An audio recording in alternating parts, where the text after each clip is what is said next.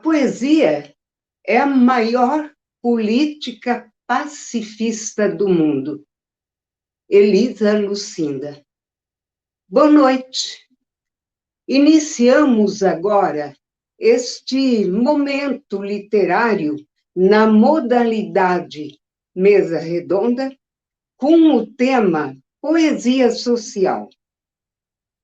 Eu sou Bernadette Crescêncio Laurindo, membro da Academia Sinopense de Ciências e Letras, ocupo e fundei a cadeira número 4, cujo patrono é Cruz e Souza.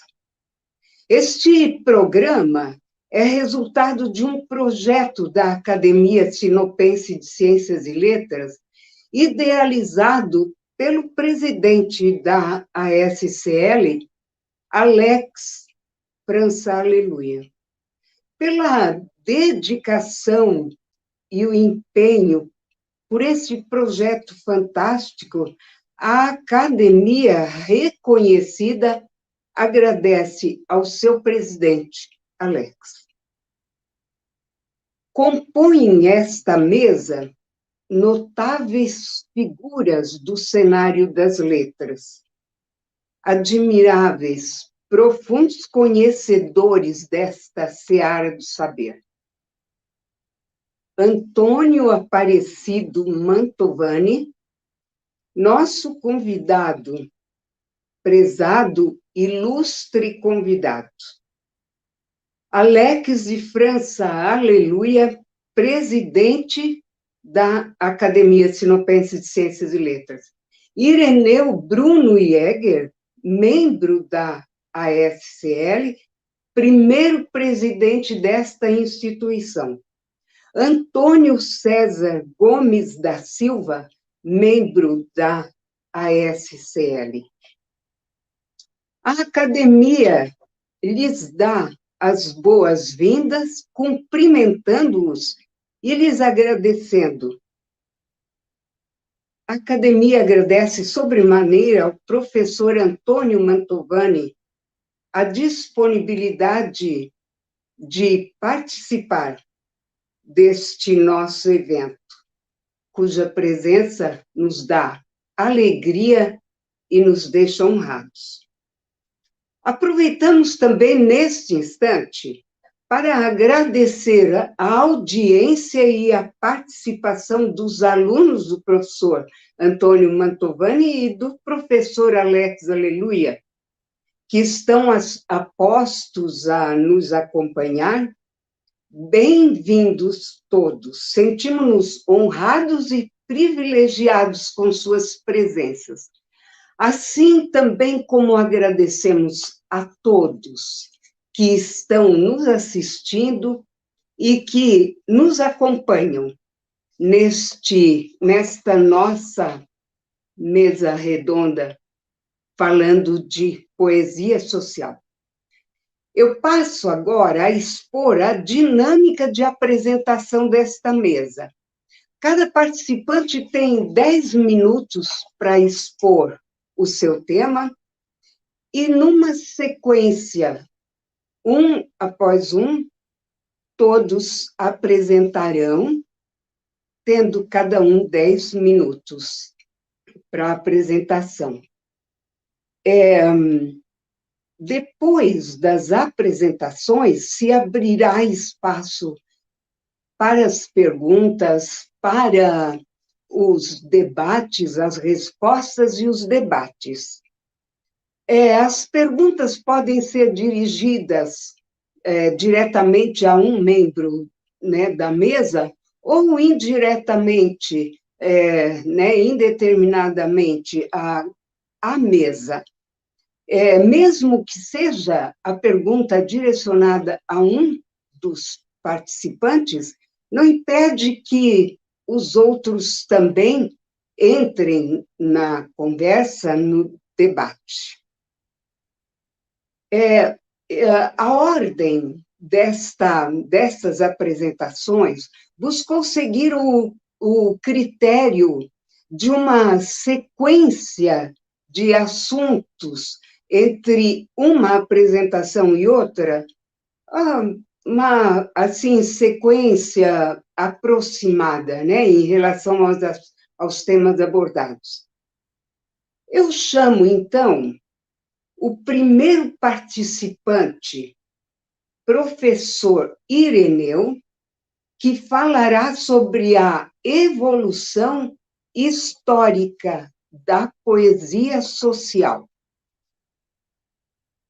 Ireneu Bruno Jäger é catarinense de Itapiranga, nasceu em 11 de fevereiro de 38, casado com a professora Isabela Norma Jäger, in memoriam.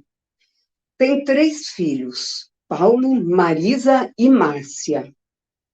Neste momento, em nome da academia, conduzimos nossa terna lembrança à professora Isabela Norma Jäger, que partiu daqui há alguns dias, não sem deixar em profusão exemplos maravilhosos de amor, de verdadeiro magistério, de esposa, mãe, amiga, de cidadã. A bela Isabela, nosso carinho terno, saudoso, nossa admiração respeitosa e nossa gratidão. Ireneu Bruno Jäger é escritor, contista, cronista, romantista, poeta. É membro cofundador da Academia Sinopense de Ciências e Letras, ocupante e fundador da cadeira número 1, cujo patrono é Mário Quintana. Foi por 3 vezes presidente da ASCL. Recebeu certificado de honra ao mérito do Rotary Club Tarumãs de Sinop, recebeu da Câmara Municipal de Sinop diversas moções de honra ao mérito, de aplauso e de cidadão honorário, e a comenda Enio Pipino.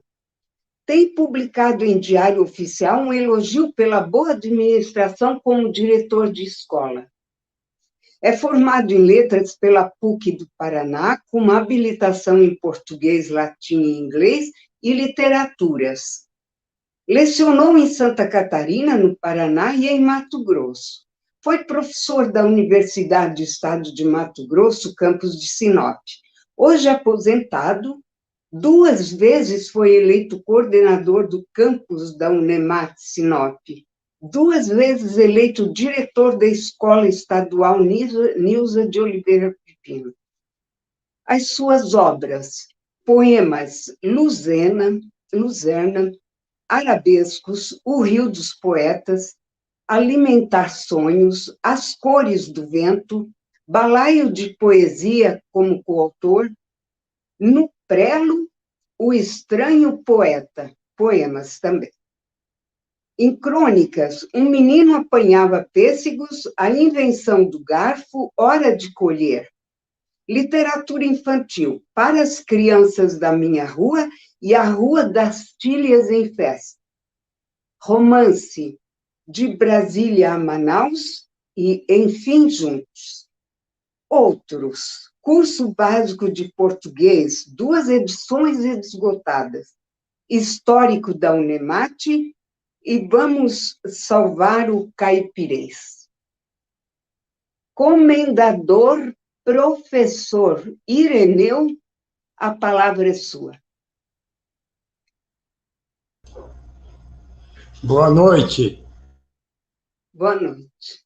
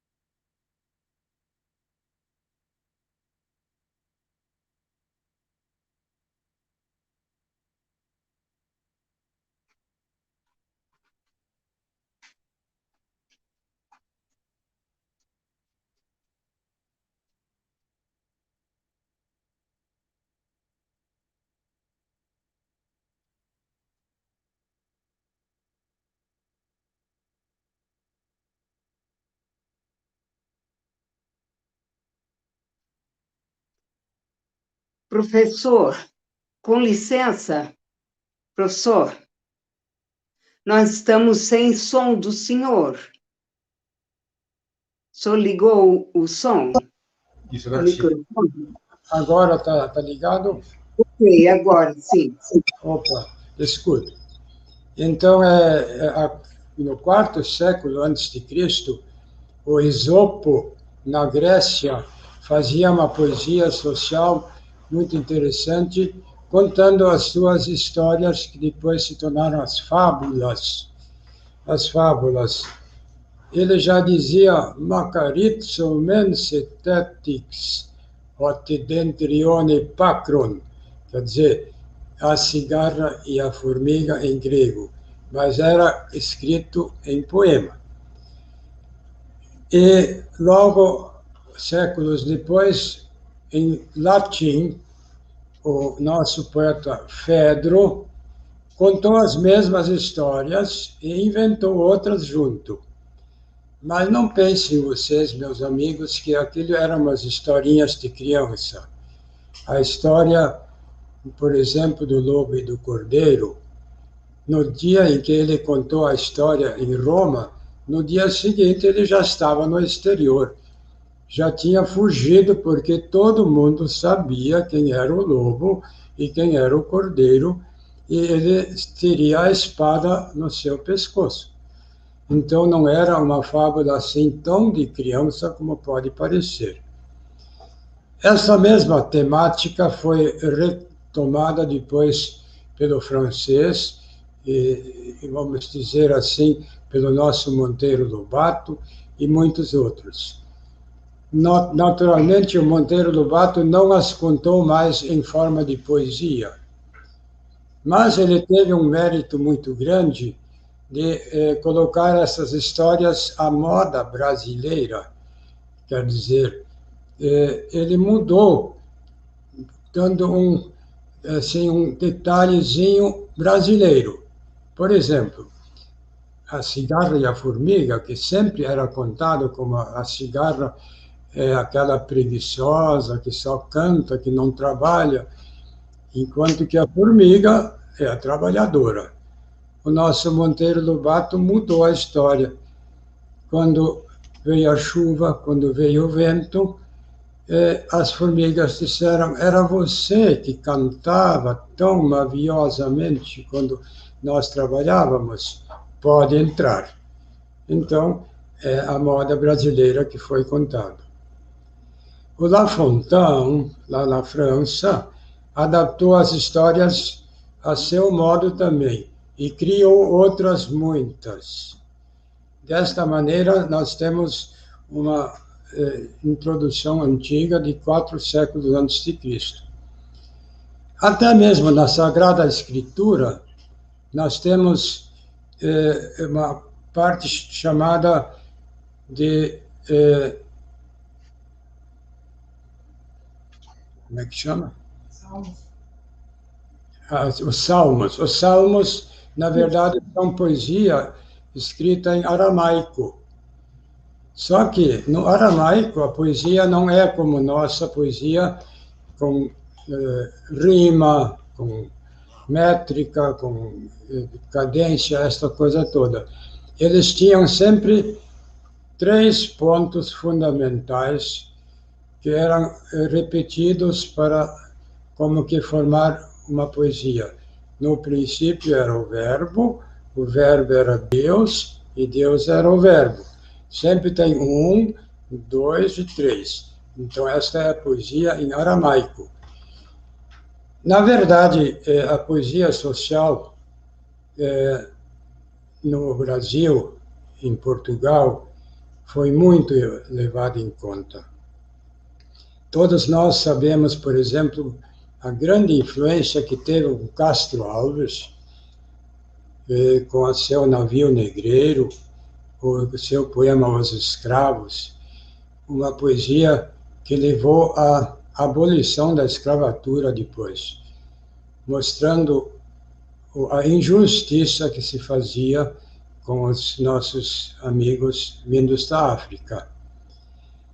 Também temos outros antigos escritores e Juca Pirama Gonçalves Dias, deixando o nosso índio aparecer como sendo um herói, em vez de aparecer como sendo um escravo, como era às vezes colocado. E assim por diante. Claro que modernamente nós temos muitos outros escritores bons. Eu vou apresentar um poeminha aqui agora do Ferreira Goulart, que sem dúvida é um dos maiores, primeiros escritores nossos. No meu livro de gramática, eu tenho esse poema colocado, onde diz: não há vagas. Não há vagas. O preço do feijão não cabe no poema. O preço do arroz não cabe no poema. O poema, senhores, não fede nem cheira. Dentro da noite veloz do nosso Ferreira Goulart. Bem, se alguém gostaria de interromper, de perguntar também, eu estaria deixando aberta a discussão. Eu pergunto a quem está dirigindo quanto tempo eu tenho disponível ainda. Professor, as perguntas terão seu espaço depois de todas as apresentações, tá? Aí, os que desejam fazer pergunta, aguardem, quando todos expuserem, aí se abre para as perguntas, tá? Agora são 18h34. Perfeito, obrigado da explicação. Então, vou apresentar alguma poesia minha, que eu acho que tem algum cunho social, certo? Mundo melhor, inesgotável, montanha, depressão, tubi e poesia não. São poemas meus que estarei apresentando. Vou começar com o Zé. O Zé do Povo é aquele nosso conhecido brasileiro que não tem grande cultura, que não sabe direito em quem votar, que gosta muito de futebol, assim por diante. Então, eu te digo o seguinte: brasileiro comum, mulato maneiroso, sabe esquentar uma prosa. Tem RG, tem CPF, é casado, vacinado, concluiu o antigo primário, não faz aniversário, ele apenas completa anos. Tem memória muito curta, ele não lembra bem em quem votou, só sabe que de novo errou. Coisa complicada a democracia do nosso Zé. Não sabe se é de direita ou se é de esquerda. Como não gosta muito de novela, lhe cai muito bem no gosto o futebol.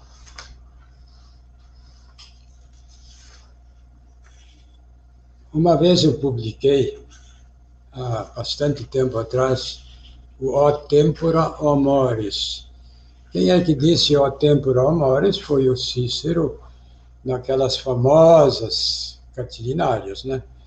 O tempos ou costumes, mas os nossos tempos e nossos costumes hoje. Então vamos lá.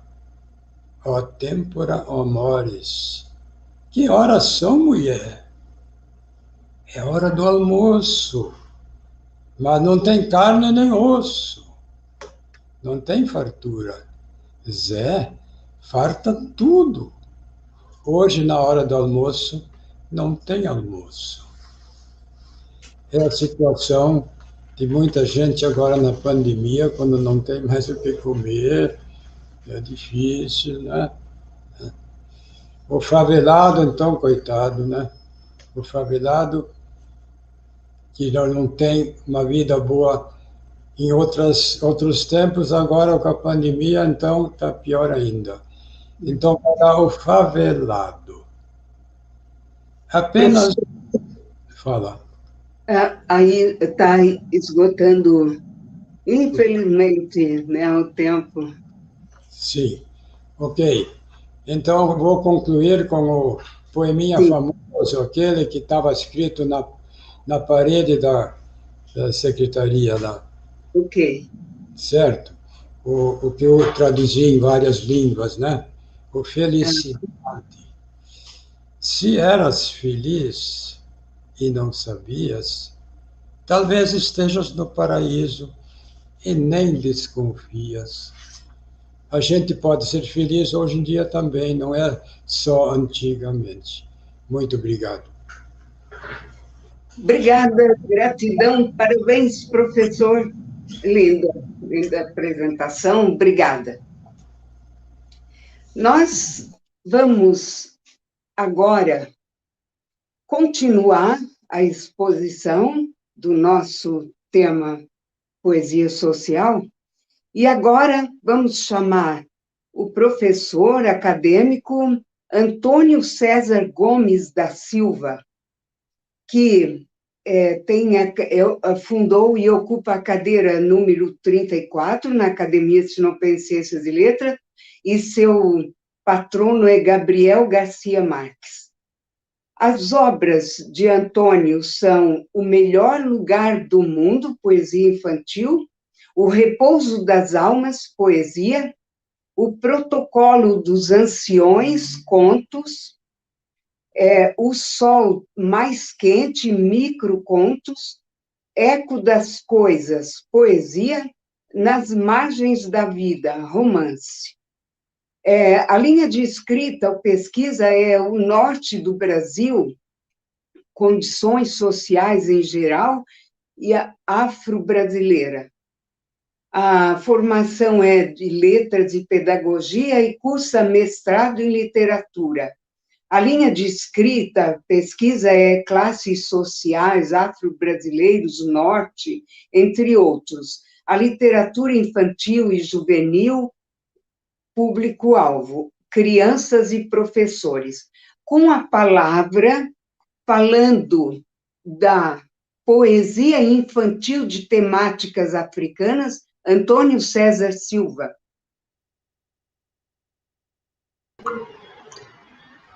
Boa noite, muito bom estar aqui e eu acho a temática dessa mesa muito importante e que deve ser comentada, deve ser falada, deve ser mostrada e as pessoas têm que perceber o que está acontecendo no nosso país, né?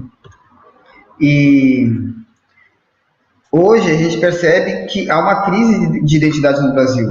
O povo não se reconhece desde que a colonização se iniciou. A percepção do pertencimento, do nosso pertencimento, quase não existe. Mesmo que todos saibam quais são nossas três maiores raízes culturais, a europeia, a africana e a indígena. E de forma que só a europeia se sobressaia, né?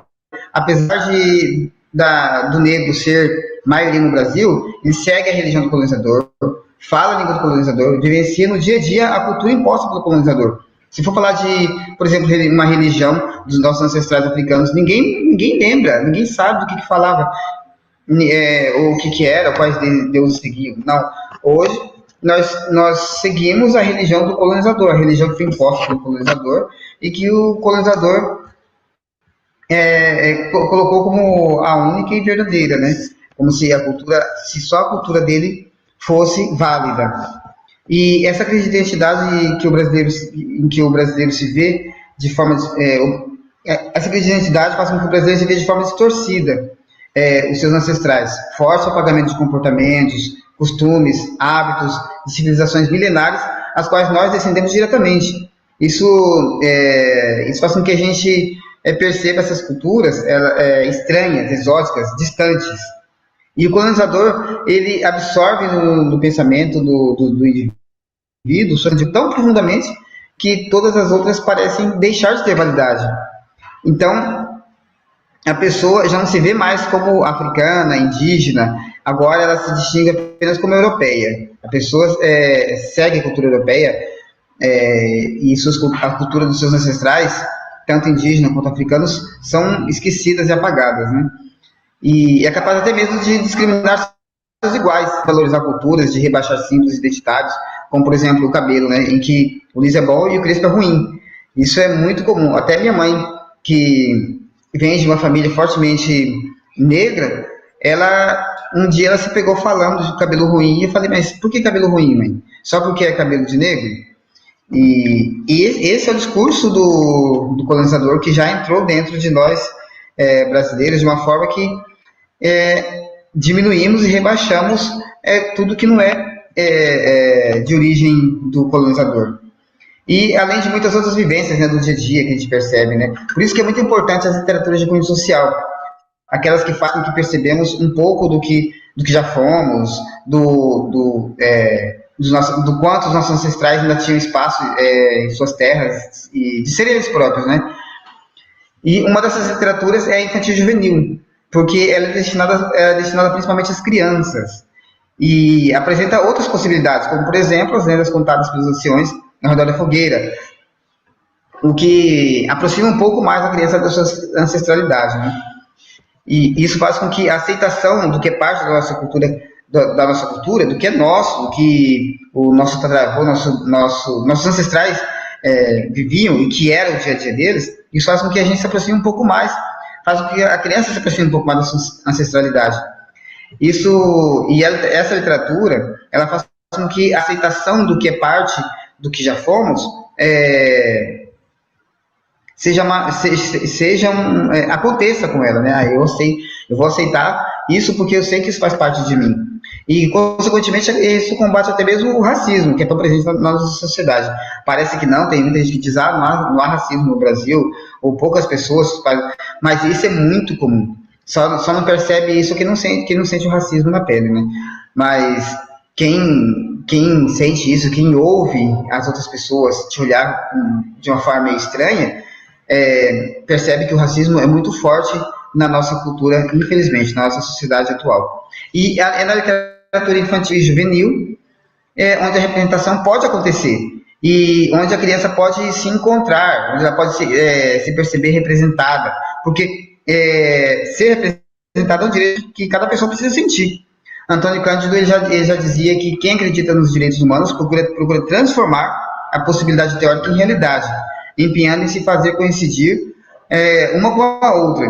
Então, o que é teoria? Na teoria diz que nós não podemos ser racistas, que nós temos que aceitar uns aos outros, mas não pode ficar só na teoria, né? A gente tem que fazer com que isso aconteça de fato, principalmente nós que somos da educação, nós que estamos em sala de aula. A gente temos que mostrar para os nossos alunos, para as crianças, que a gente não pode discriminar o outro só por causa da cor da pele, né? E trabalhando com a literatura infantil e juvenil, a gente pode trazer isso mais próximo deles e fazer eles perceber que eles também têm outras possibilidades de cultura, não só aquela do colonizador. Porque quando a criança diz um super-herói, eu sou um personagem, eu sou o Thor, por exemplo, Thor é predominante, Thor é branco, né? Por que não ele dizer que ele também é um personagem negro? Por que ninguém nunca fala que é um personagem negro? Eu sou tal personagem. Porque a cultura colonizadora, ela domina e ela não deixa a gente perceber isso. E a gente tem que mudar isso. A gente tem que mostrar que a literatura infantil e juvenil ela é fundamental para que entendamos essa representatividade e que ela pode colaborar no combate ao preconceito racial, pode amenizar, desse modo, os números da realidade atual que denunciam o mito da democracia racial. A Nilma Lino Gomes, que é uma importante pesquisadora da literatura de temática africana no Brasil, ela diz que esse mito ele pretende, de um lado, negar a discriminação racial contra negros no Brasil, que isso a gente percebe em todos os cantos, né? Você vai conversar com uma pessoa, até mesmo pessoas negras, elas têm esse discurso, né, de que não há discriminação racial, não há racismo no Brasil. E esse mito, ele também, no outro lado, ele perpetua estereótipos, preconceitos e discriminações que foram construídas sobre esse grupo racial desde a época da colonização. E então, por isso que a literatura infantil e juvenil, ela deve ser não só mesmo, não apenas as temáticas africanas, mas toda aquela que mostra que a criança ela precisa enxergar o mundo muito mais do que aquilo que o colonizador nos impôs. Ela precisa abrir os olhos e perceber que o mundo é muito maior, o mundo tem muito mais possibilidades, que o mundo ele pode ser muito mais justo uns com os outros, né? Que isso pode transformar no futuro, não próximo, né? Porque não é tão rápido para transformar uma sociedade, mas no futuro, quem sabe na próxima, na geração seguinte, a gente começa a perceber o Brasil um país mais igualitário, um país mais justo, um país onde as pessoas têm oportunidades mais favoráveis umas com as outras. E é só nas literaturas de cunho social que isso pode acontecer. Por hora é isso, professora.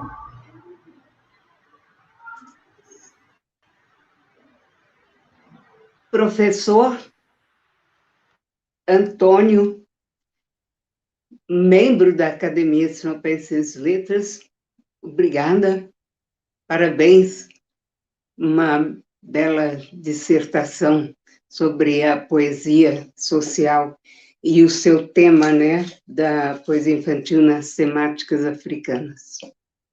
Obrigada. Muito bem. Eu que agradeço. Eu faço lembrar que todas as perguntas ficarão para o fim de todas as exposições. Então, nessa sequência, nós vamos chamar agora Alex de França Aleluia. Ele é presidente da Academia Sinopense de Letras e ele é o idealizador deste projeto, né, do portfólio e das lives que fizemos e desses projetos de mesa redonda.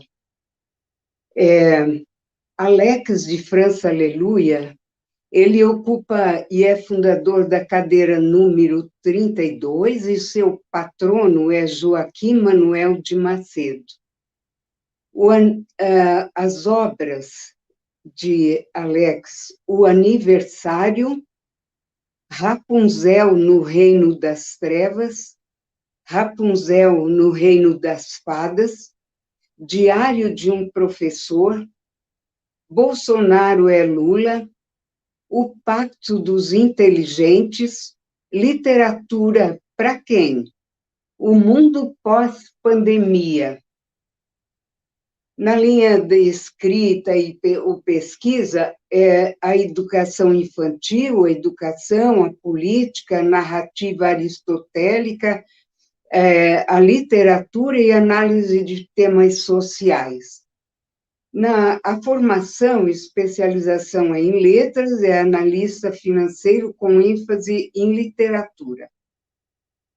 É membro, as instituições que participa, ele é membro da Academia Sinopense de Ciências, da Academia de Letras do Brasil, membro do Núcleo Acadêmico de Letras e Artes de Buenos Aires, membro do Núcleo Acadêmico de Letras e Artes de Portugal, membro da Academia Sinopense de Ciências e Letras, da qual é presidente, membro do Núcleo da Academia de Letras de Valparaíso, no Chile, presidente da Academia de Ciências e Letras de Sinop, né? E outros projetos, ele é apresentador de TV, articulista em portais virtuais sobre educação. Nós vamos, então, ouvir o acadêmico e presidente Alex de França Aleluia com Literatura para os Destemidos. Olá, boa noite, Bernadette, boa condução, como sempre. Boa noite, Antônio, bom diálogo que você iniciou. E boa noite, Irineu, que trouxe aí uma evolução da nossa poesia social. Então, eu vou começar com o meu tempo aqui, que é um pouquinho curto para tudo aquilo que a gente tem que falar, mas especificamente eu vou começar pela palavra social. Então, quando a gente pega a palavra social, a gente consegue entender, já que o nosso tema é poesia social, é um texto que tem uma relação a uma comunidade, a uma sociedade ou ao relacionamento entre indivíduos. Então, se a gente pega a questão dessa relação com a comunidade, desta relação com a sociedade, nós vamos pegar o Brasil como um exemplo desta poesia, né, de relação à comunidade. Mas se a gente pegar a história do Brasil, por exemplo, nós vamos ver que o Brasil, colônia, né, e o pós, vai ser aí uma divisão em que nós temos algumas temáticas, né, tanto regionais quanto históricas, que aconteceram em nosso país. Nós sabemos que a questão da exploração, então está bem nítido essa questão, mas também tem a ocupação da terra, tem também a exploração do pau-brasil, tem a questão do cultivo da cana-de-açúcar e a extração do ouro. Todos esses exemplos que eu passei são exemplos dentro da questão histórica, né, de exploração regional. E o que isso quer dizer? Isso quer dizer que os nossos poetas, os nossos escritores, né, através da sua questão regional, da sua tensão entre indivíduo em relação com a comunidade, em relação com a sociedade, ele começa, então, a descrever, né? Então, ele vai criando aí textos poéticos em relação a essa comunidade, a essa sociedade em que ele vive. Então, nós podemos dizer que entre o Brasil colônia e após isso, que a gente chega na independência, o Brasil começa a ser meio que protagonista, né, desses escritos com relação à comunidade, com relação à sociedade. Quando isso acontece, a gente percebe que esse processo, né, da passagem do Brasil colônia ao protagonismo brasileiro foi um processo lento, que a gente chama até de um processo lento devido à aculturação. Essa questão de aculturação do português, do negro, da terra e dos nativos. E esse processo foi lento e nós tivemos diversas crises e diversos desequilíbrios. Então, toda essa crise, todo esse desequilíbrio traz atenção àqueles que estão ali, né, fazendo essa relação com a comunidade, fazendo essa relação com a sociedade em que ele vive. Então, nós podemos dizer, como eu passei e citei diversos fatores exploratórios no Brasil, nós podemos dizer que esse ciclo de ocupação e exploração formaram, então, ilhas sociais.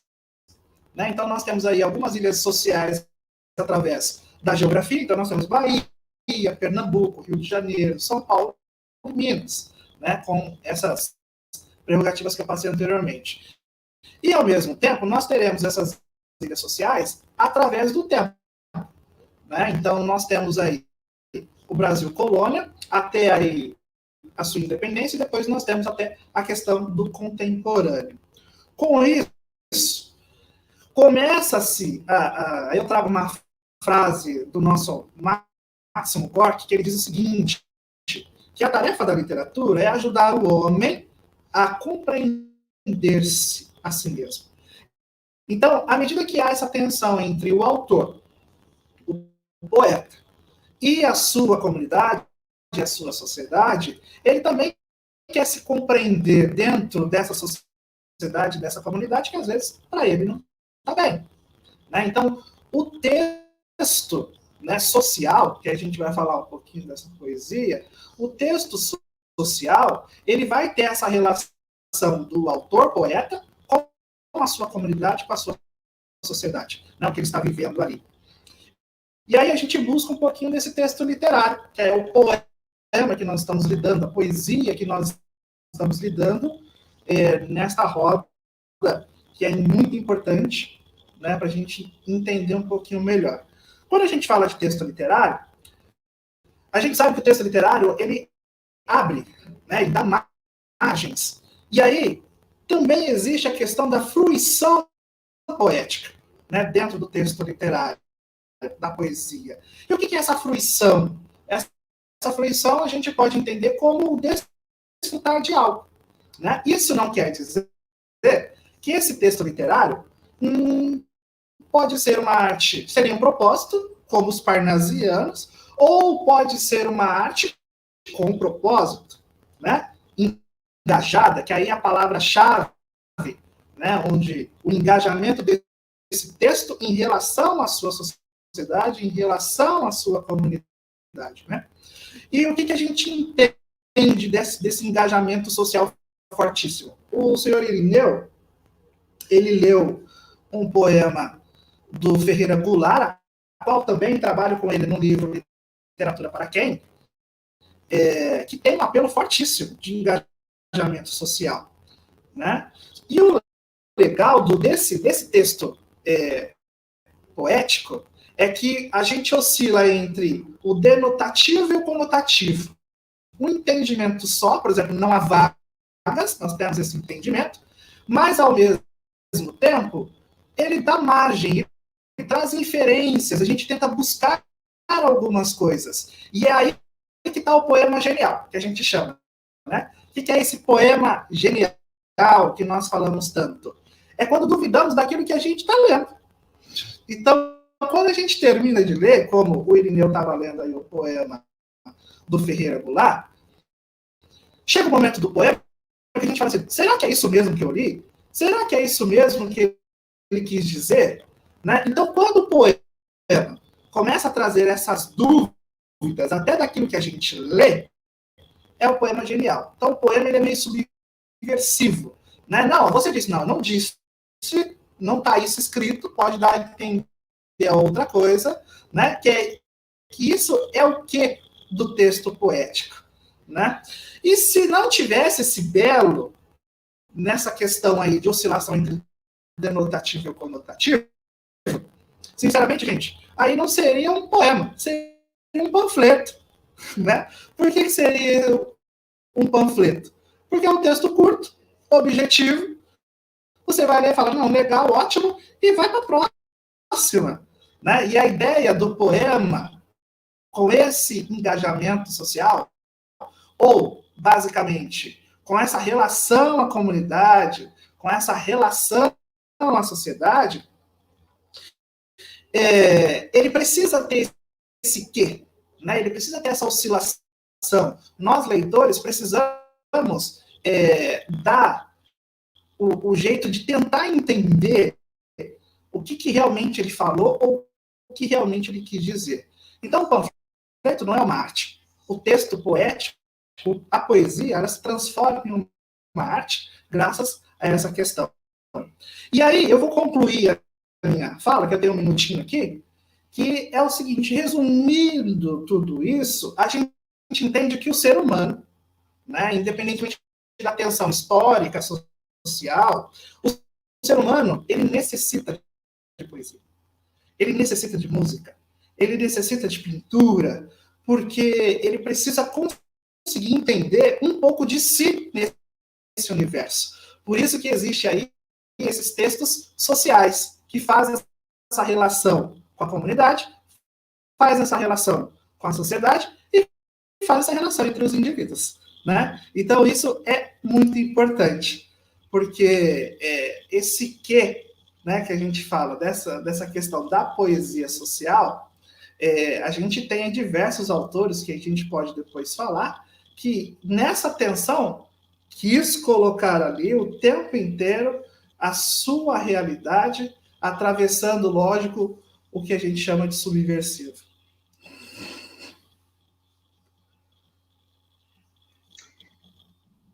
Então, tempo esgotado já? Pois é, uma pena, né? O tempo. Parabéns, obrigada, Alex. E vamos continuar.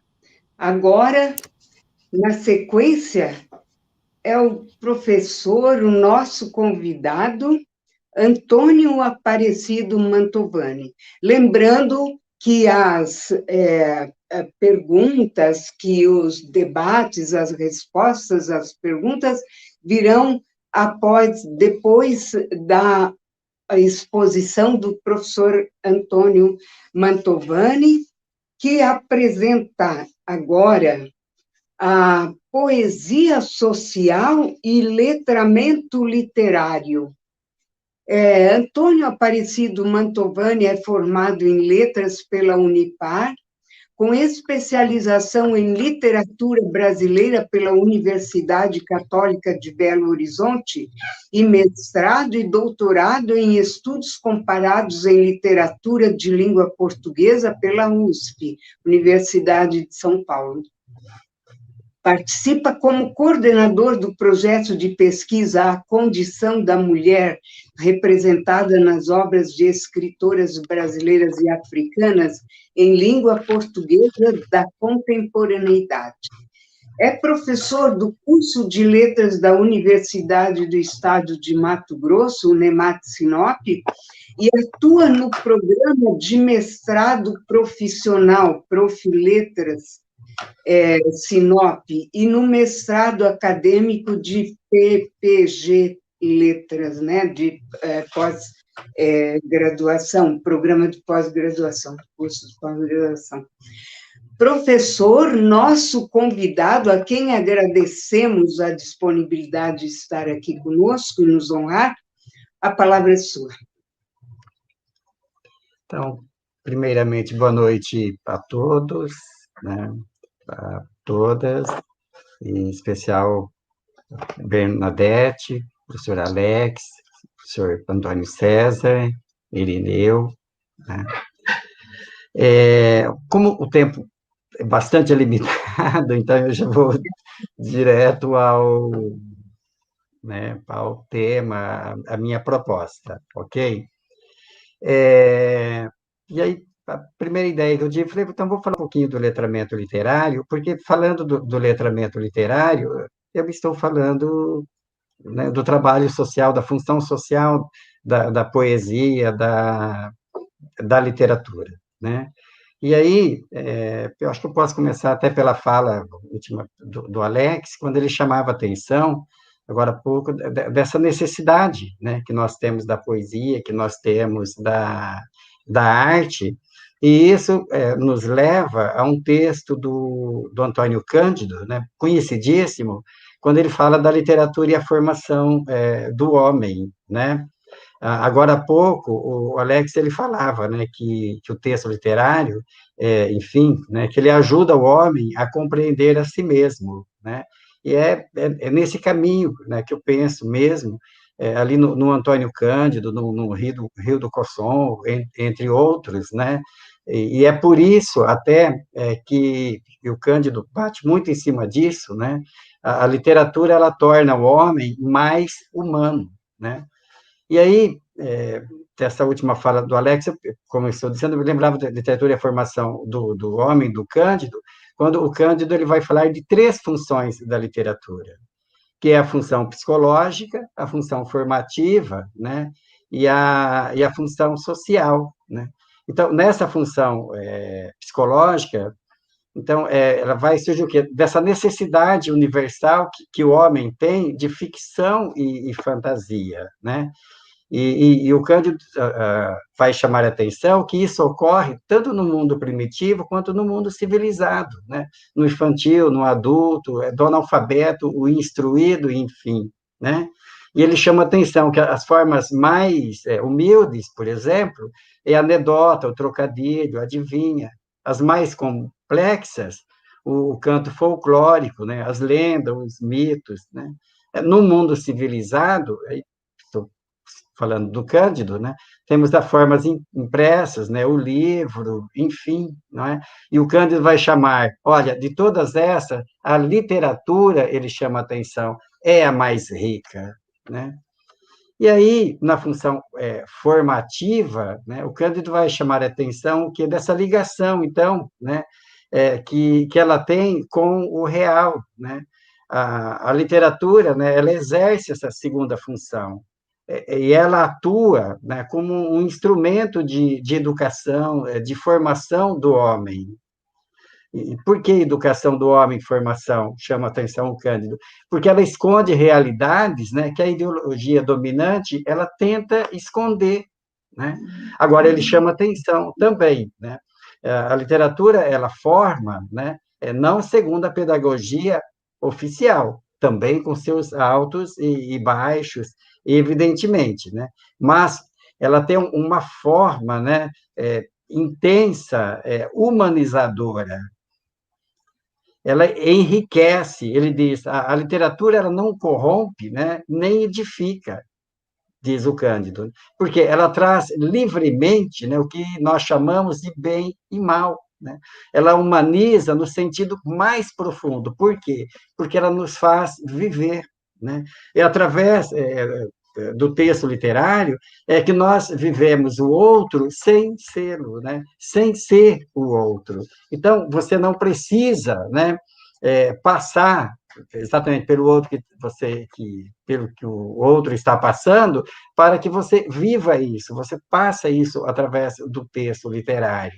E aí eu chego na terceira função, né, que é a função social que o Cândido coloca, né? Ela resulta, segundo o Cândido, de uma relação, né, estabelecida pelo leitor entre a ficção e a realidade, né? Ele chama atenção que essa função social, né, é que possibilita ao indivíduo o reconhecimento da realidade que o cerca, né, que ela transporta para o mundo ficcional ou do mundo ficcional para o mundo real, né? E aí, sobre a literatura brasileira, né, o Cândido vai dizer, olha, num país em formação, né, e vocês, né, já fizeram um percurso até, né, o Irineu mesmo, né, para o lado do Castro Alves, veio ao Ferreira Goulart, enfim, né, o Cândido chama a atenção, ele diz, olha, num país em função, ele diz, a função social da literatura, ela foi ao mesmo tempo humanizadora e alienadora. E aí, nesse texto, ele vai mostrar, né, quando ela é humanizadora e quando ela é alienadora também. Ok? Aí entra o papel do professor, né? E por isso que eu vou para o letramento literário, né? Então, o professor, ele é esse mediador. Então, cabe ao professor, desde a seleção do textos, a motivação do trabalho que ele que vai passar. E não só o professor, nós podemos pensar, por exemplo, no bibliotecário, né? E que a gente não temos esse tempo agora para discutir isso, né? Então, para o Cândido, o mais elementar da literatura, diz ele, né, diz respeito à capacidade de tornar o homem cada vez mais humano, né?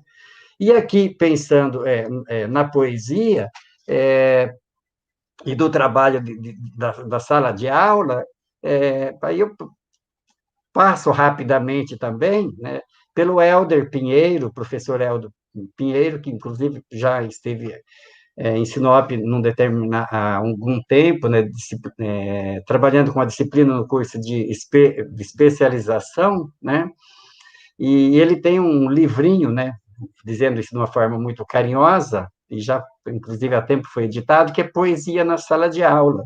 Então, esse livro é maravilhoso. Primeiro, traz a pesquisa que ele tem feito, todo do trabalho da poesia na sala de aula, como da metodologia, de orientações muito seguras e práticas, né, para o professor trabalhar na sala de aula. E um dos tópicos que ele trabalha lá, né, ele diz, poesia na sala de aula, por quê? E depois ele vai dizer, a situação da poesia na escola, né? E é isso que me chama a atenção, e o que eu quero chamar a atenção é do trabalho com a poesia. Estou falando de poesia, estou falando de verso, né? Porque a poesia ela está em verso e está na prosa, evidentemente, né? E o Helder vai chamar a atenção, ele diz, olha, de todos os gêneros literários, ele diz, infelizmente, a poesia é a menos, né? É o gênero menos prestigiado na sala de aula, né? geralmente o professor prioriza o trabalho com textos em prosa, ele diz, e a poesia acaba ficando em segundo, né? Ou até mesmo em terceiro plano.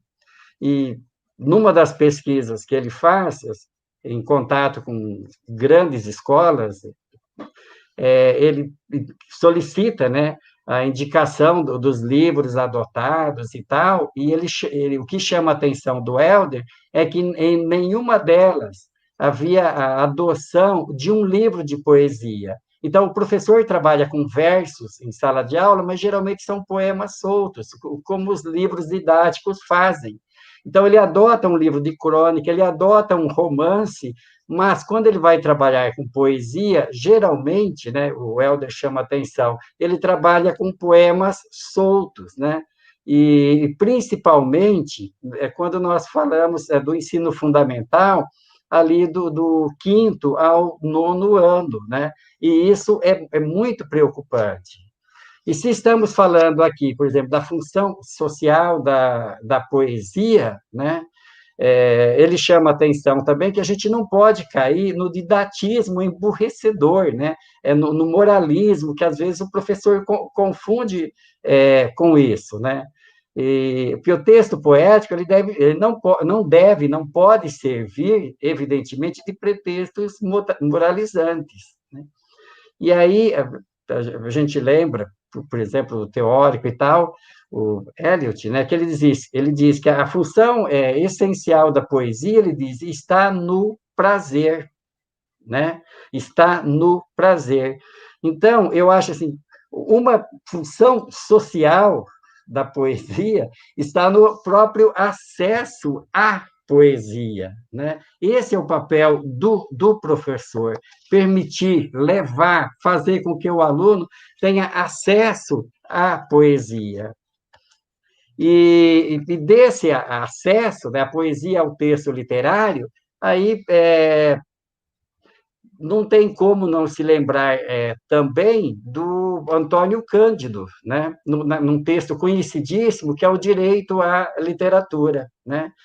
E que o Cândido vai dizer, olha, a literatura não corrompe nem edifica, né? Ela humaniza porque ela traz livremente em si o que nós denominamos de bem, né? E do mal, né? E para o Cândido, né, se a literatura não ela deveria ser um direito básico do ser humano, né?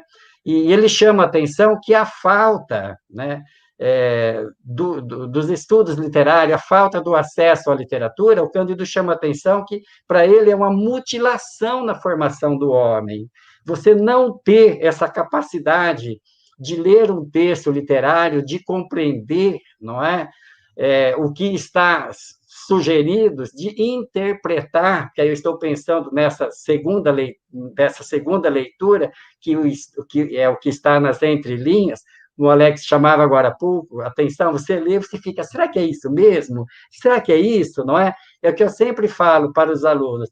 Quando nós vamos trabalhar no texto literário, o que eu quero saber? Eu quero saber deles o que não está escrito, não é? O que está nessa primeira camada, que é nas ideias expressas, essas não me interessam. Porque quando ele vai para uma análise, né? E aí, se eu pegar o Cândido, eu pego em dois momentos, o que ele chama de análise comentário. O que é análise comentário? É aquilo que já está escrito no texto, essa não me interessa. Essa pode me servir para preparar o leitor para uma segunda leitura, que é a análise interpretativa. É essa que eu quero saber, não é? De quando você lê o texto, será que é isso mesmo? Será que é isto? Não é? Porque na literatura, 2 e 2 não são 4, não é? Então, é isto que interessa. E o Cândido, então, nesse sentido, é que ele diz, quando você tira do homem essa capacidade de desconfiar, de ler nas entrelinhas, de assistir a um filme e dizer, olha, não é? Você está vendo uma coisa, mas você está lendo uma outra. Ele diz, é você mutilar, não é? Se fosse no inglês, por exemplo, você vê os meninos o tempo todo ouvindo música em inglês e não sabe a letra, não sabe o que o cara... Então, é uma mutilação que acontece na formação. Como que está meu tempo, Bernadette? Bom, você avisa, né? Ok, ok. Então, tá bem. Então, é isso, ele diz, olha, a literatura, não é, ela humaniza porque ela nos faz viver, não é, diferentes realidades, diferentes situações, não é? Então, ela desenvolve nós, segundo o Kant, essa cota de humanidade na medida que ela nos torna mais compreensivos, mais abertos à natureza, à sociedade, ao semelhante, né? Ao semelhante, né? Então é isso. A literatura ela focaliza situações, né, de restrições dos direitos, da negação deles, como a miséria, a servidão, a mutilação espiritual. E aí a gente pode chegar, aí eu pego aqui, né, a Leila Perrone, né, ela diz por que ensinar literatura? E ela elenca 3 tópicos, né? Ela diz, porque ensinar literatura é ensinar a ler, e sem leitura não há cultura. Porque os textos literários, diz a Leila Perrone, né, são aqueles em que a linguagem atinge seu mais alto grau de precisão, a potência máxima de significação, né? E daí a dificuldade, às vezes, de compreender, de interpretar. E mais, ela diz, porque a significação no texto literário, ela diz, não se reduz ao significado, mas opera a interação de vários níveis semânticos, e é isso que nós estamos chamando a atenção, né? Como você compreender, ler esses vários níveis semânticos. Ela diz, porque a literatura é um instrumento de conhecimento e de autoconhecimento, né? E mais 2 só, porque a ficção, ao mesmo tempo que ilumina a realidade, mostra que outros mundos, outras histórias e outras realidades são possíveis, né? E, para fechar a 6ª colocação dela, diz, porque a poesia capta níveis de percepção, de fruição e de expressão da realidade que outros tipos de textos não alcançam, né? E o impressionante do que, e aí eu volto novamente à fala do Alex, né, é essa capacidade que o texto literário tem dele transcender, né, de um primeiro momento, e aí eu vou ver Júlio, por exemplo, que diz, o texto ele é escrito, o autor, de certa forma, ele direciona a um público, leitor dele, evidentemente, então ele parte ali de um local até de um regional, mas o que ele faz? Ele transcende ao espaço e ao tempo, ele continua falando, né? Nós vimos o percurso que o Irineu fez agora há pouco, não é? De milhares de anos, de textos que continuam falando, não é? Para nós, para as crianças. Então, o clássico, o texto literário tem essa percepção. E aí é que entra mais uma vez aqui que o trabalho do professor, né? O que o professor tem que fazer? Ele tem que preparar esse aluno, ele tem que munir esse aluno das informações necessárias para que ele consiga compreender, não é? Textos, né? Para que textos escritos há milênios, né? Que continuam falando para ele. Esse é o papel do professor, é o papel de mediador, sem cair, não é? Aí eu volto mais rapidamente ao Rubem Alves, o trabalho de sala de aula. Né? O Rubem Alves diz, olha, o professor, quando vai para a sala de aula, ele deve levar, né, 2 maletas, ele diz. Uma são a das ferramentas, né? Essa é para o professor, não é? E a outra é dos brinquedos. Então, o texto literário para o aluno, para as crianças, então tem que trazer esse prazer, não é? Esse prazer da aula de literatura. Agora, esse preparo, essa ferramenta toda, esta é para o professor, porque o professor precisa ter cuidado, porque o que acontece? Aí eu vou, né? A Michelle Petit, Teresa Colombo, trazer para brasileirando, né, Teresa Colombo, mas me chama muita atenção que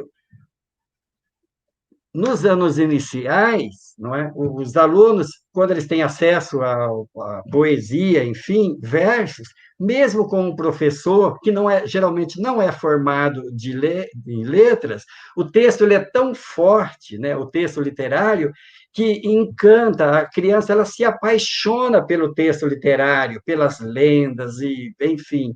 Depois, o que acontece? Quando chega lá no quinto, sexto, sétimo ano, começam os exercícios, os fichamentos e tantas outras atividades. Aí me lembra novamente o Rubem Alves, ele diz, fichamento para quê? Ele chama atenção, não é? E, às vezes, o professor, querendo fazer um bom trabalho, ele tira, não é, o encanto do texto literário, ele transforma em atividades, né, estafantes, enfim, não é? E o aluno ele perde o prazer do texto literário. Então, não é esse o papel do professor. Professor, a gente, esse tempo, né? O tempo que tem dois cortes, duas faces, temos que atender a esse tempo.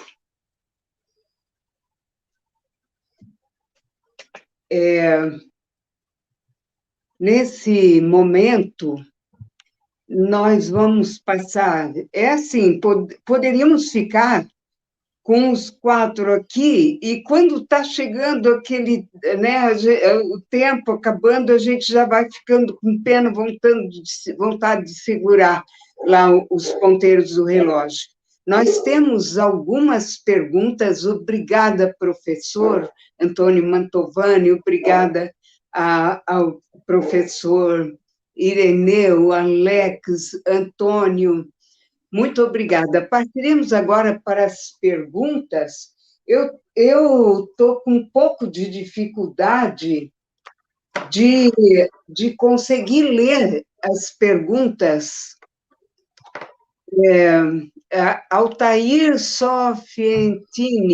Professor Mantovani, em tempos sombrios como esses em que vivemos, onde cada vez mais se observa a valorização do ter em detrimento do ser, de que forma, sob a perspectiva da docência lá no chão da escola, podemos provocar e lançar mão dessa humanização pelo viés da literatura? Primeiro, prazer, boa noite, Altair, professor, não é, ilustre professor, fez mestrado conosco, excelente trabalho, né? Altair, eu acho que o caminho é fazer, Altair, o que estamos fazendo, o que eu sei que você faz em sala de aula, né? A primeira coisa que nós temos que fazer é fazer com que o aluno tenha acesso à leitura, né? É distribuir mesmo as obras literárias, é levar esses alunos à leitura. Esse é o primeiro caminho. Depois, evidentemente, que a seleção dos livros e tal, e nós temos, né? Hoje é possível, até porque com a internet hoje, as redes sociais e novas tecnologias, enfim, é possível a gente acessar a um número muito maior de obras que antes ficávamos dependendo, né?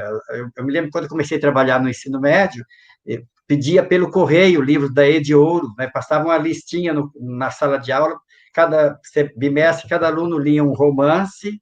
A Bernadette foi minha aluna, acho que ela passou por isso, né? Mesmo na universidade. E depois fazia um pedido pelo correio. Hoje nós temos acesso, né, a um número muito maior, muito mais fácil ter acesso aos textos literários.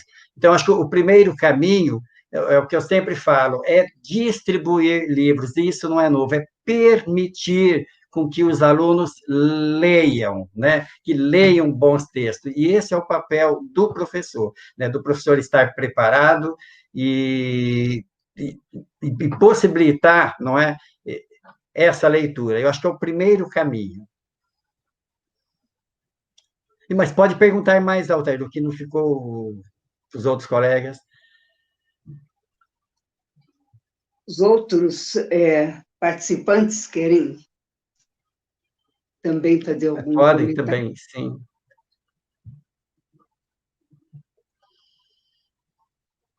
Nós, não me está aparecendo aqui mais alguma pergunta. A Marlete da Croce, o acesso e o gosto pela poesia, na maioria das pessoas, é contagiante, vicia, vira hobby, até vira pulsão. Professores, vocês concordam com esta afirmação? Bom, eu concordo plenamente, não tenho nem dúvida, né?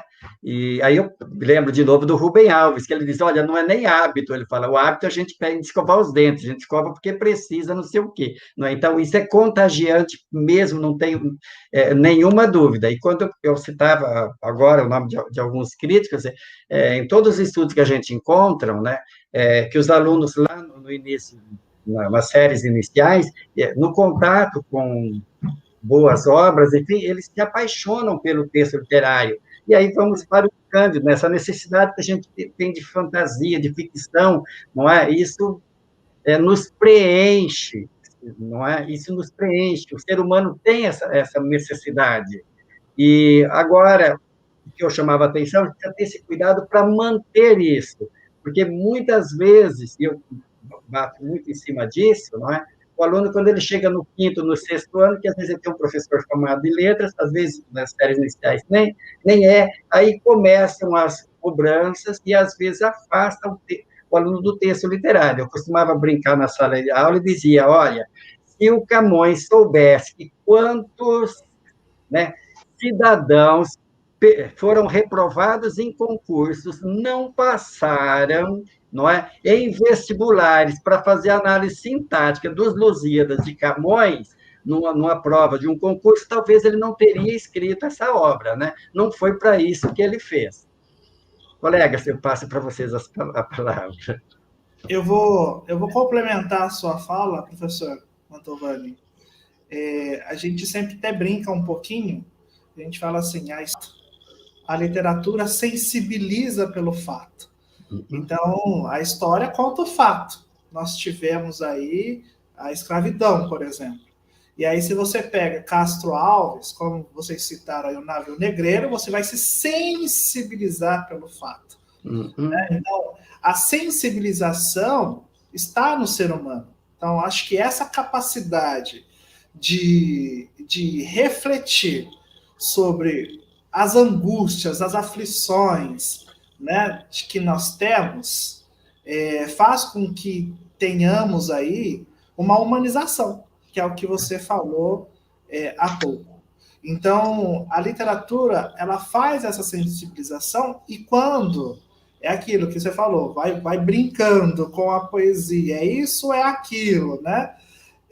E a pessoa consegue trazer para si ou se reconhecer, né? Ele fazendo essa fusão, obviamente que vira aí um vício, né? E você está tentando buscar diversos sentidos para aquilo que foi escrito numa determinada época, numa determinada região e numa determinada sensibilização de fato, né? Com certeza, Alex.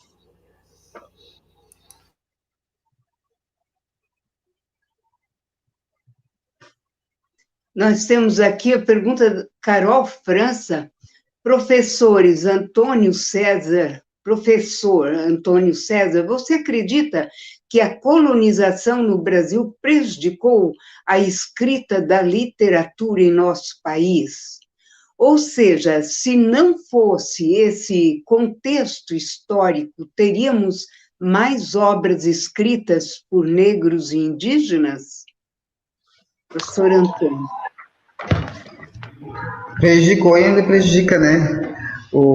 As literaturas de temáticas africanas e as indígenas, mais ainda tem que ficar buscando espaço nos dias de hoje. Se não fosse as leis 10.639 de 2003 e depois a 11.645, que incluiu a indígena. Se não fosse essas leis, com certeza, hoje ainda estaríamos muito mais atrasados, que foram essas leis eu digo que essas leis são uma fronteira, né? Tem o antes e depois dessas leis. Se não fossem essas leis, hoje com certeza estaríamos muito mais atrasados, porque a partir daí as editoras começaram a produzir literatura indígena, literatura de temáticas africanas, porque o governo ele compra livros para as escolas. O PNBE, que é um programa que insere muito livro nas escolas, e agora o PNL literário, né? Tem que ter uma porcentagem de literaturas indígenas e africanas. E se não fosse essa legislação, ainda não, com certeza estaríamos lá bem... o mercado bem dominado, já é dominado pela literatura não africana, não indígena, né? E teria muito menos produções. E a partir daí que começamos a ver mais. Agora mesmo no PNL literário, o último, que enviou livros para as escolas públicas, o de 2018, que foi o último, né? Só a literatura de temática negra e temática africana, afro-brasileira, soma 5% só das obras. Em torno de 800 livros, em torno de 800 títulos que foram aprovados, só 5% desses títulos são de temáticas africanas, né? Que é muito pouco. E agora imagina se não fosse a legislação, se não fosse políticas públicas que direcionam isso. Então, eu acredito que durante todo esse tempo, desde a colonização até os dias de hoje, vamos dizer assim, ou até o momento em que essas leis foram criadas, nós perdemos muita coisa. Temos literatura de afro-brasileiros, de negros, na história brasileira, mas são pessoas que lutaram mesmo, que resistiram, né? Uma literatura, de certa forma, uma literatura de resistência. Machado de Assis mesmo, que é considerado por muitos o maior escritor brasileiro de todos os tempos, que é negro, né? Que sua cor foi escondida por muito tempo, é negro, mas de uma forma geral, muita coisa deve ter ficado para trás, muita coisa deve ter se perdido. A gente deve ter somos, de certa forma, órfãos de muita coisa boa que poderia ter sido publicada e, infelizmente, foi escondida pelo colonizador, infelizmente. E, às vezes, até foi publicada, mas acaba não sendo... Essas obras não foram divulgadas, né? Infelizmente, quando ela citava ali, se não me engano, nas escolas literárias, contextos, enfim... infelizmente, né, o nosso estudo, o nosso cânone, enfim, ele é eurocêntrico, né? Então, só depois que ele vai, que nós vamos ter essa abertura, e se a gente for olhar mesmo entre os autores, né? Eu sei que essa seria uma outra discussão, iria longe, né? Mas você pega, o Irineu citava agora há pouco, né, com muita propriedade, o Castro Alves, né, e a poesia engajada dele em defesa dos escravos e tal, mas, dentro do romantismo, quantos autores nós temos, né, que vieram, que são conhecidos, que defenderam essas causas? Pouquíssimos, né? E quem defendeu, às vezes, não é conhecido. Então, infelizmente, nós temos isso. E dos próprios autores, por que um Cruz de Souza, por exemplo, né, foi perseguido? Por que um Machado de Assis era branco, ou no máximo mulato até agora, né? Agora que nós vamos ver que o Machado de Assis era negro, não é? Agora estamos vendo isso. E quando o Antônio César fala aqui, né, das literaturas afro-brasileiras, das literaturas africanas, né? Então, essa abertura ela chega muito tarde. Eu já estava indo para o mestrado quando eu fui conhecer a literatura cabo-verdiana, angolana, moçambicana, que são literaturas de língua portuguesa, não é? Agora, quando você vai trabalhar no ensino médio, gente, olha, menino de engenho, gente, né, brasileiro, leia Chiquinho, cabo-verdiano, né? Chiquinho deles é o nosso menino de engenho daqui. O diálogo dessas obras se confluem. Você vai ler Vidas Secas, olha os flagelados do vento leste, né? Essas obras se confluem, né? Então, são muitos, na prosa, na poesia. Você vai ler o Guimarães Rosa, leia Mia Couto, né? Leia moçambicano, leia Guimarães Rosa, né? Hoje, você vai ler o Milton Ratum, por exemplo, leia o Germano Almeida, né? Milton Ratum, o romance Dois Irmãos, foi seriado e tal. Germano Almeida, Dois Irmãos, são histórias que dialogam, né? Então, e aí você pode pegar Crônica de uma Morte Anunciada, também do Gabriel Garcia, né? São 3 romances que infelizmente, então é isso, né? O cânone ele é eurocêntrico, ele foi branco e infelizmente houve esse apagamento. Agora que há uma abertura, mas ainda com muita limitação, tá? Não está, não é muito fácil, não. Nós temos uma lei que ampara, mas ainda assim é bastante limitado. Professor Irineu, queremos te ouvir também.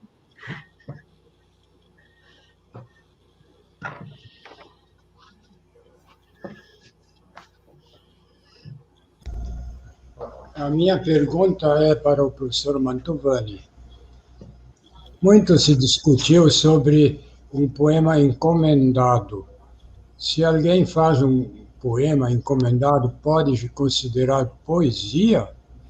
Escrever para conseguir um resultado é poesia ou não é? Só para não perder o gancho, antes de você responder a questão do professor Irineu, eu queria falar um pouquinho dessa questão da literatura afro. A gente sabe que, e aí eu vou pegar uma fala do Antônio, no começo dos 10 minutos dele, né, que ele falou um pouquinho a respeito da civilização brasileira, né, de reconhecer o seu antepassado e assim por diante.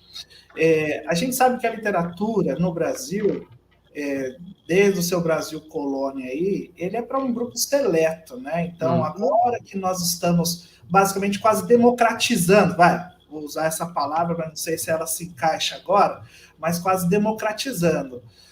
Nós sabemos também que não existe um encontro, né, entre os Brasis, né? A gente fala aí. Então, nós temos as pessoas que viviam ali na capital, na costa do país, normalmente, e que viravam basicamente as costas para o país, né? Então, esse pessoal, eles estavam realmente mais preocupados com o que estava acontecendo do outro lado do oceano do que propriamente com o Brasil, né? Então, a gente fala, né? Eu trago uma fala que eu fiz esses dias através da música do Aldir Blanc, que o Brasil com Z não conhece o Brasil com S, né? Então, esse conhecer a partir do século XX aí, vai abrindo um pouquinho mais, lógico, porque a gente sabe que a literatura tem poder. Quando você tem uma literatura, você firma uma cultura, e a cultura afro, para eles, na época, não era interessante, né? Hoje a gente já tem uma representatividade indígena dentro do Congresso, que isso muda muito. Olha lá, 500 anos para a gente ter uma representatividade indígena. Né? Então, isso mostra com que a civilização brasileira, agora vamos dizer assim, está realmente se reconhecendo ou conhecendo. E aí, esse é o papel agora, né, dessas políticas públicas em fazer com que esse acesso seja mais eficaz, mais eficiente, mais democrático. Agora você pode responder a questão do Irineu. Irineu, como que é? Se pode fazer um poema encomendado? Como que é a pergunta?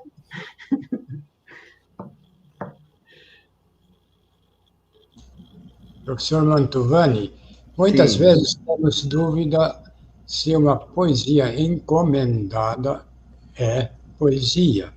Um poema para conseguir um certo resultado é poesia ou não é? Eu acho que se alguém encomendar um poema pode conseguir, eu acho que sim, tranquilamente. Não o objetivo dele, você entendeu? Aí eu penso em Morte, Vida e Severina, do João Cabral de Melo Neto. Foi um poema encomendado, não serviu para quem encomendou. No entanto, ele fez uma obra maravilhosa, um poema, já que estamos falando de social, acho que não precisa nada melhor, não é? Morte, Vida e Severina. Foi um poema encomendado de um João Cabral de Melo Neto. Agora, para quem encomendou, não serviu, não era o que a pessoa queria. O poeta fez uma outra coisa. Eu não sei se eu respondi mais ou menos. Aí está fechado o microfone. Fala de novo. Cada caso é um caso, né? Porque sim, com certeza. O Castro Alves escreveu querendo que houvesse a abolição da escravatura. Então já havia a intenção. E assim nós não podemos generalizar, dizer que não é poesia ou é. Tem que ver cada caso. Eu concordo contigo. São tantas perguntas, são tantos assuntos, é infinito, né? E é uma pena, eu acho que a gente poderia ficar aqui mais muito tempo, né? Ouvindo cada um desses participantes poderosos na área da literatura. Esse encantamento. Então, eu sempre tenho a resposta por que eu cheguei também e fui nesse caminhar aí, porque é muito encantamento, e como falaram todos, né, cada um com o seu tema, que chegou num só, a poesia, a necessidade universal do homem, né, pela poesia, pela literatura, a sensibilização, né, como falaram. E mais agora nós estamos chegando ao final, já ultrapassamos um pouco, mas foi por uma boa, linda, maravilhosa causa. A academia agradece a cada um dos senhores essa maravilha, esse encantamento de exposição.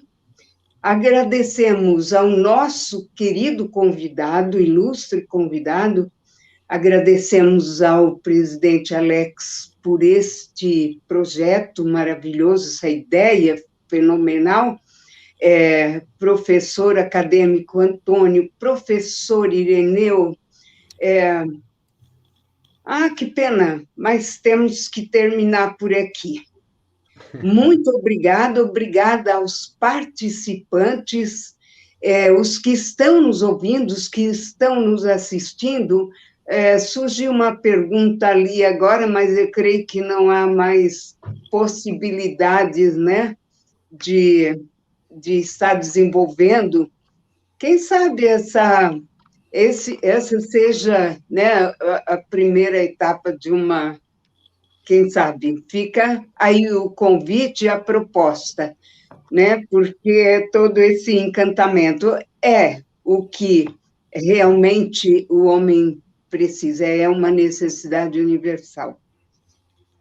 Agradecemos mais uma vez, agradecemos de novo, reiteramos agradecimentos, boa noite, e ficamos aqui até uma próxima.